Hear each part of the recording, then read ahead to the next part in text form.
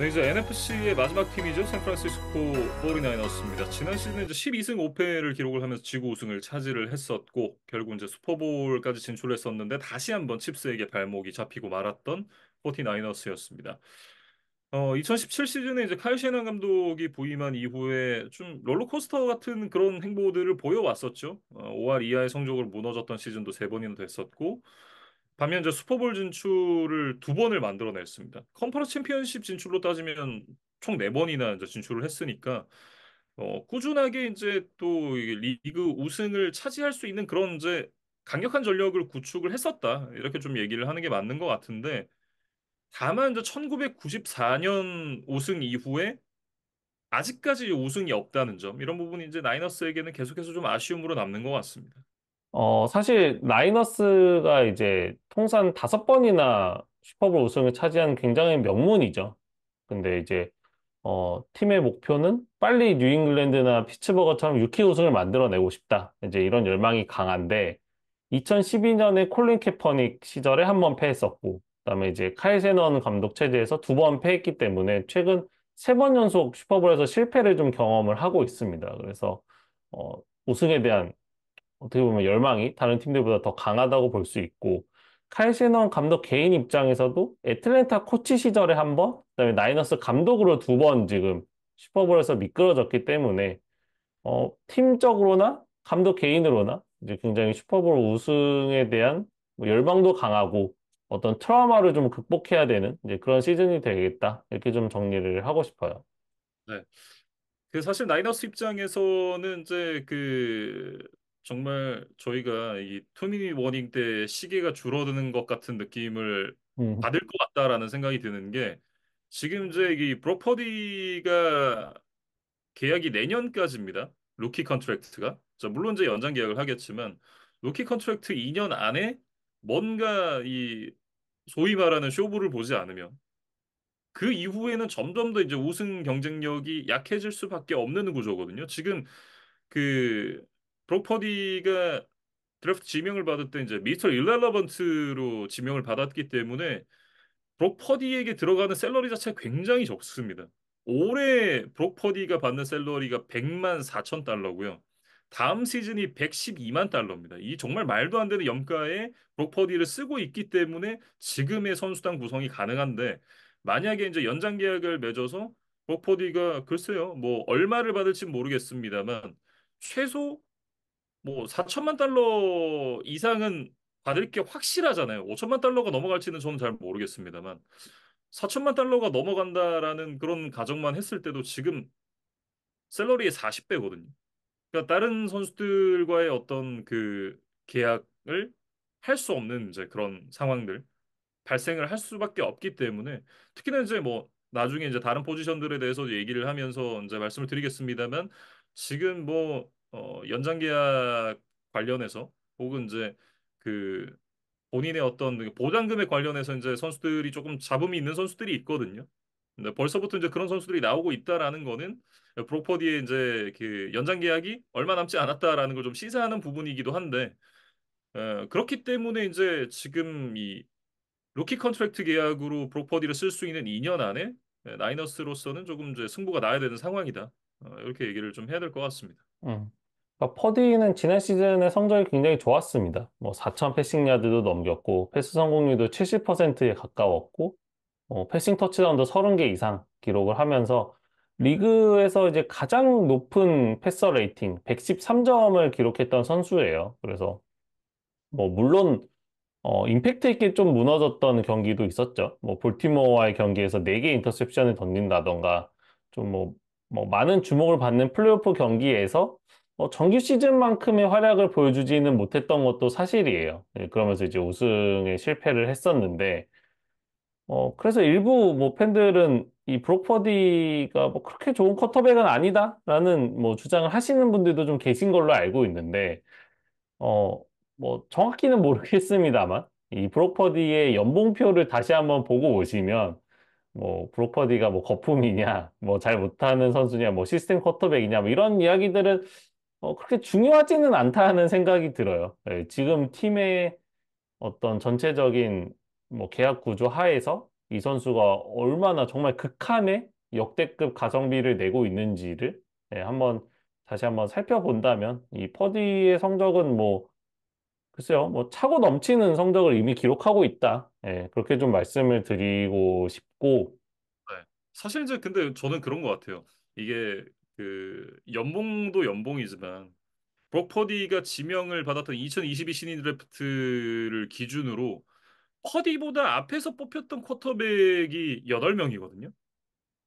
뭐 케니 피켓, 데스몬드 리더, 말릭 윌리스, 뭐맷 코랄, 베일리 제피, 샘 하웰 뭐 이런 선수들이 이제 그에 앞서서 지명이 됐었는데 이 선수들 중에 지금 어떤 팀의 주전 쿼터백으로 있는 선수가 한 명도 없습니다. 음, 근데 그런 부분들만 생각해봐도 그냥 브록 퍼디가 정말 이 치열한 그 NFL 무대에서 32개밖에 없는 주전 쿼터백 자리를 차지하고 있다는 것 자체가 얼마나 대단한 일인가. 그런 부분을 좀 다시 한번 생각을 해보게 되고, 누구라고 이제 한 명 콕 집어서 이제 얘기를 하기는 어렵지만, 1라운드에서 뽑혔던 그 수많은 선수들 중에 주전 쿼터백이 되지 못하고, 다른 팀으로 가서 이제 백업 쿼터백 역할을 뭐 수행을 하거나 이런 선수도 굉장히 많잖아요. 이제 뭐 패트리어츠의 유니폼을 입었던 이제 맥으로 시작하는 선수도 있고 뭐 그런 선수들을 생각을 해본다면 사실은 이제 브로퍼디 선수는 굉장히 잘해주고 있다라고 얘기를 해야죠. 뭐 음, 이게 브로퍼디가 정상급 쿼터백이냐 이거에 대해서는 이제 의견이 분분할 수는 있는데 뭐 이만한 쿼터백 찾기도 사실 쉽지 않습니다. 음.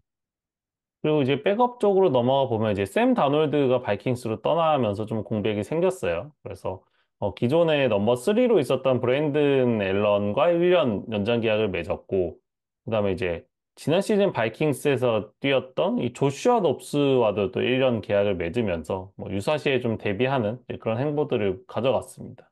그리고 이제 러닝백 쪽에서는 역시 뭐 리그 최고의 웨폰 중 하나인 크리스천 맥카프리가 여전히 건재하죠. 지난 시즌 오펜스 플레이어 오브 더 이어 그리고 올 프로 퍼스트 팀에 선정이 됐었고 프로볼에 당연히 선정됐었던 이제 이 맥카프리였는데 MVP 투표도 이제 3위까지 올랐습니다.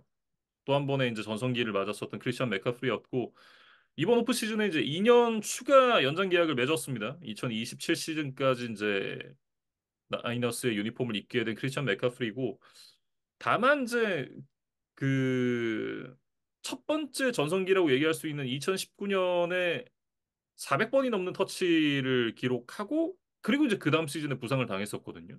그리고 이제 지난 시즌에 400번까지는 아니었습니다만 339번 이것도 이제 여전히 리그 1위 기록이긴 합니다.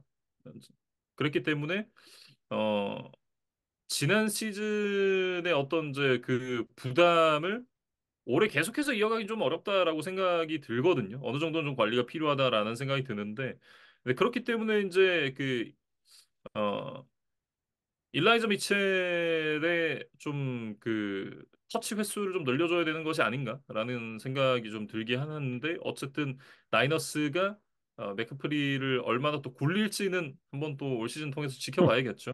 음. 자, 일라이자 미첼이 사실 맥카프리가 들어온 이후에는 팀 내 뭐 존재감이라던가 역할이 이런 것들이 많이 줄어든 것은 사실입니다. 근데 데뷔 시즌에 사실 900 러싱 야드를 넘겼던 또 커리어를 가진 선수예요. 그래서 글쎄요. 뭐 이 카이 셰넌 감독이 좀 미첼에 대한 신뢰를 조금 더 해야 되지 않을까? 예, 그리고 좀 더 점수차가 벌어졌다거나 뭐 상대적인 약팀과의 경기라던가 이런 부분들에서는 분명히 좀 맥커프리에 대한 관리를 좀 해야만 네, 뭐 플레이오프 혹은 슈퍼볼까지도 이 맥커프리가 건강하게 이 최고의 퍼포먼스를 좀 유지할 수 있지 않을까라는 생각이 들고 주전 리시버 3인방도 이제 여전히 팀 로스터에 이름을 올리고는 있습니다. 뭐 디보 세뮤얼, 브랜든 아이유, 자완 제닝스. 근데 이제 문제는 지난 시즌에 이제 1342 리시빙 야드를 기록하면서 이제 팀 내 1위, 그다음에 이제 개인 커리어 하이 시즌을 만들어냈던 이 브랜든 아이유이 이 재계약 협상에서 좀 난항을 겪고 있어요. 그러면서 지금 팀 내 시설에서 들어와는 있지만 뭐 프리시즌 경기 출전이라던가 팀 단체 훈련이라던가 이런 부분들에서는 지금 좀 불참을 계속해서 하고 있는 상황입니다. 그래서 이제 뭐 홀드인 이런 표현을 하기도 하던데 처음에 이제 얘기가 나왔을 때보다는 조금 이제 그 양측의 격차가 좁혀지고 있는 것 같기는 해요. 뭐 일단은 이제 뭐 나이너스가 매물로 내놨다라는 이제 그런 얘기가 나와서 페이트리어츠도 있었고 뭐 스틸러스 포함해서 여러 팀들이 좀 관심을 보였었는데 가장 이제 그 좋은 제안을 했던 건 페이트리어츠였다고 해요. 근데 이 브랜든 아이육이 응 패트리어츠 안 가라고 이제 얘기를 하면서 이제 난 스틸러스 갈 거야 이렇게 얘기를 했는데 또 이제 나이너스 입장에서는 이제 스틸러스에 판매를 하고 싶어 하지는 않아 하는 이제 그런 상황인 걸로 알고 있고 뭐 이사가가 어떻게 마무리가 될지는 모르겠습니다만 일단 어 나이너스 입장에서는 사실 필요하죠. 잡아야 되는 상황이고 이제 어떻게 또 이제 얘기가 마무리될지는 한번 지켜봐야 되겠습니다. 앞서 얘기했던 이제 디보 세뮤얼이나 자완 제닝스가 있고, 뭐 조지 키틀, 뭐 크리스찬 맥카프리 이렇게 리시빙 옵션이 없는 거는 아니에요.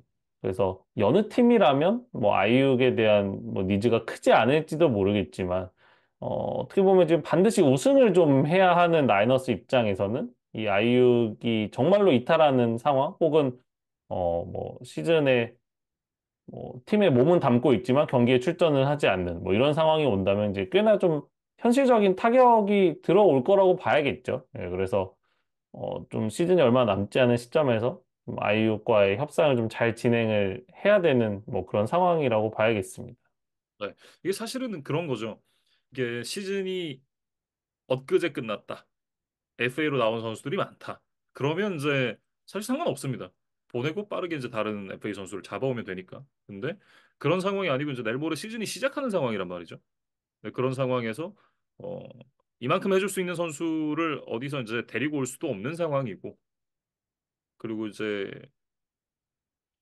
그런 거죠. 만약에 정말 기적적으로 누가 나타나서 누구를 데리고 왔다고 하더라도 사실 손발을 맞추고 플레이북을 익히는데 시간이 또 필요하니까 그런 부분을 생각을 해보면 나이너스 입장에서 이제 브랜든 아이육을 어떻게든 좀 잡아야 되는 상황이다. 이런 생각이 좀 듭니다. 그래서 뭐 제3 옵션으로 뭐 사인을 한 뒤에 뭐 피츠버그로 트레이드가 된다 뭐 이런 이제 썰도 있던데 과연 어떻게 좀 마무리가 될지 좀 지켜봐야 될 것 같고 뭐, 나이너스도 리시버에 대한 보강이 전혀 없었던 것은 아닙니다. 이번 드래프트 1라운드 전체 31번으로 이 플로리다 대학 출신의 와이드 리시버, 리키 피어셀이라는 선수를 지명을 했어요. 그래서 뭐, 이런 아이육과의 계약 문제를 뭐 미리 예견을 했는지, 뭐, 그것까지는 모르겠지만, 어쨌든, 1라운드에 또 유망한 리시버를 뽑았기 때문에 혹여나 이탈을 하게 된다면 이 피어셀의 역할이 좀 더 커진다, 이렇게 좀 봐야겠습니다. 네. 사실 이제 그 이 선수가 원래는 한 2라운드나 3라운드 정도에 지명이 되지 않겠느냐라는 그런 예상이 많았다 그래요. 근데 라이너스가 이제 1라운드에서 이 선수를 뽑은 게 좀 의외다라는 그런 이제 평가들이 좀 있었고 다만 이제 뭐 시니어 볼이라던가 뭐 컴바인에서 또 좋은 모습을 보여줬기 때문에 이 선수의 가치를 나이너스가 좀 보고 지명을 했다. 뭐 이렇게 이제 얘기를 해야 될 것 같아요. 이 선수가 185cm 이제 리시버 치고는 뭐 아주 큰 키는 아닙니다만 이제 신장도 나쁘지 않고 이제 준수한 스피드에 볼 스킬이 굉장히 좋다 그래요. 그러면서 이제 라우트도 굉장히 잘 탄다라는 그런 장점을 갖고 있는 선수인데 다만 이제 이 선수가 가속력이 아주 빠르진 않아서 이제 속도를 좀 붙이는 데 시간이 걸리고 이제 체격도 작은 편이기 때문에 이제 이 세컨더리와의 이제 힘싸움에서 좀 어려움을 겪는다라는 그런 평가들이 있는데 글쎄요 뭐 장기적으로 봤을 때 이제 뭐 브랜든 아이육도 이탈할 가능성이 높겠죠. 뭐 올 시즌을 뛸지 안 뛸지 모르겠습니다만 올 시즌이 끝나고 나서 또 다른 팀으로 갈 가능성이 높다고 보여지고 뭐 자원 제닝스도 이제 올 시즌 끝나면 이제 말씀해 주셨던 대로 FA가 되기 때문에 그런 부분들을 생각을 해본다면 이 선수가 제한적인 기회 속에서도 이제 가능성을 좀 보여주는 것이 중요한 시즌이 아닌가 이런 생각을 해봅니다. 음. 그러니까 이제 키는 큰데 상대적으로 이제 프레임이 좀 얇다는 뭐 단점이 있더라고요. 그래서 조금 더 벌크업을 하는 뭐 그런 좀 과정도 좀 필요하지 않을까. 예, 뭐 이런 생각이 들고. 근데 이제 문제는 지금 어깨 부상 때문에 뭐 프리시즌 경기라던가 뭐 훈련이라던가 이런 데서 좀 제외가 되어 있어요. 그래서 좀 당장 뭐 시즌 초반에 뭐 많은 모습을 드러내거나 뭐 큰 기회를 받기는 좀 어렵지 않을까 이런 생각도 좀 들고 오펜시브 라인도 결국에는 이 리그 최고의 레프트 태클인 트렌티 윌리엄스의 계약 문제가 좀 발목을 붙잡고 있습니다. 그래서 트렌트 윌리엄스는 지금 아예 팀의 시설에도 들어와 있지를 않아요. 그래서 이제 확실한 좀 홀드아웃을 하고 있는 상황인데 이 선수는 뭐 연장 계약 혹은 뭐 돈을 더 달라 뭐 이런 쪽이라기보다 지금 이제 3년의 계약 기간이 남아 있거든요. 근데 그 자녀 연봉이 지금 대부분 미보장 금액으로 이제 설정이 되어 있어요. 그래서 어 윌리엄스가 지금 30대 중반에 굉장히 많은 나이이기 때문에 이 자녀 연봉에 대한 이 보장액을 좀 높여달라는 것이 좀 요구 조건인 그런 상황입니다. 그러니까 뭐 그 마음도 이해가 되죠. 이제 애초에 이 계약을 줬을 때 그럼 왜 오케이를 했냐라고 구단 쪽에서는 좀 생각을 할 것 같은데 뭐, 뭐 양측의 입장은 다 이해가 되는 부분이 음, 있습니다.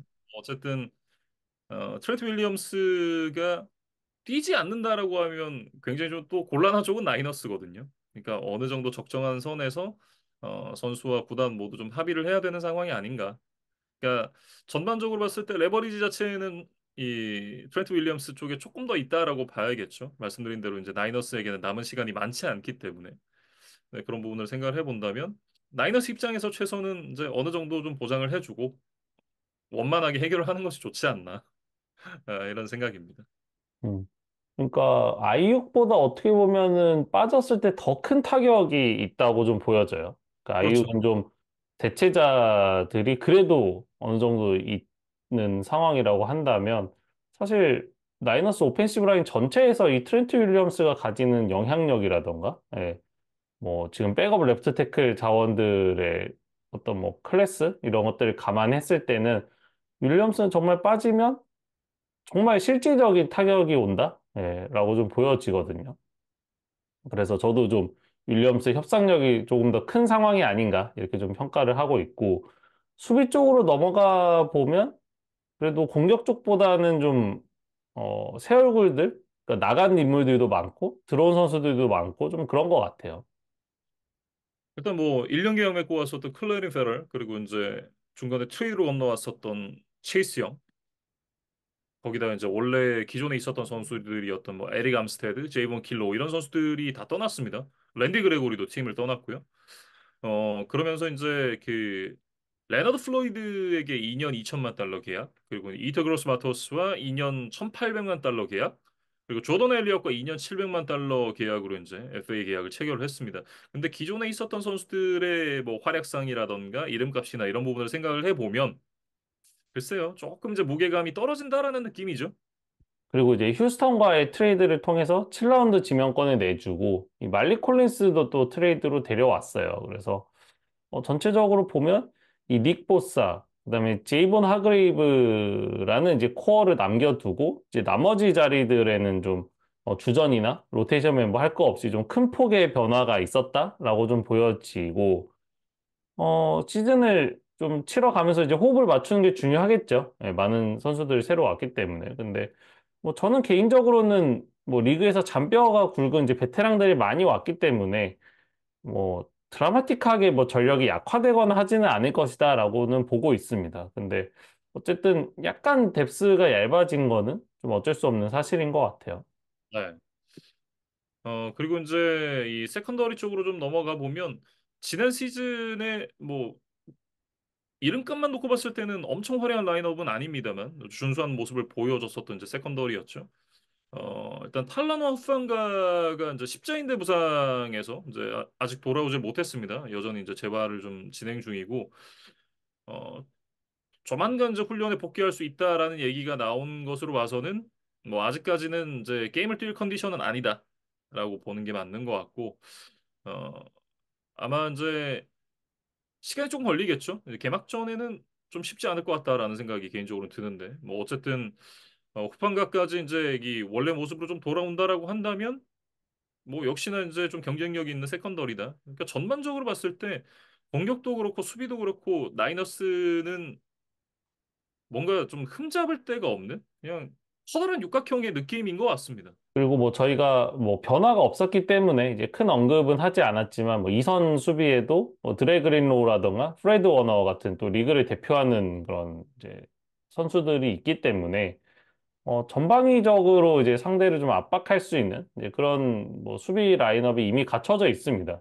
그래서 말씀해주신 대로 뭐 공격, 수비 그래서 특별히 어디가 약점이냐고 하면 뭐 딱히 꼽기가 어려운 뭐 그나마 오펜시브 라인이라고 좀 보여지긴 하는데 뭐 이 콜튼 매키비츠가 있는 라이트 태클 자리가 지난 시즌 좀 불안했거든요. 근데 나이너스는 좀 새로운 선수로 좀 교체를 할 것이라는 예상과는 달리 이 매키비츠와의 연장 계약을 맺는 선택을 했어요. 그래서 그런 부분들이 다소 좀 아킬레스건이라는 생각이 들긴 하지만 이거는 뭐 소위 말해서 억가죠. 예, 정말 약점을 찾을 데가 없다 보니까 억지로 이제 겨우겨우 하나 찾은 거고 다른 팀들의 여러 뭐 사정을 감안해 보면 뭐 이거는 약점도 아니다 라는 생각도 좀 듭니다. 그래서 뭐 NFC 웨스트 내에서 보더라도 혹은 이제 NFC 컨퍼런스 전체로 보더라도 뭐 거의 최강팀의 지위를 이번 시즌에도 좀 누릴 것으로 보이고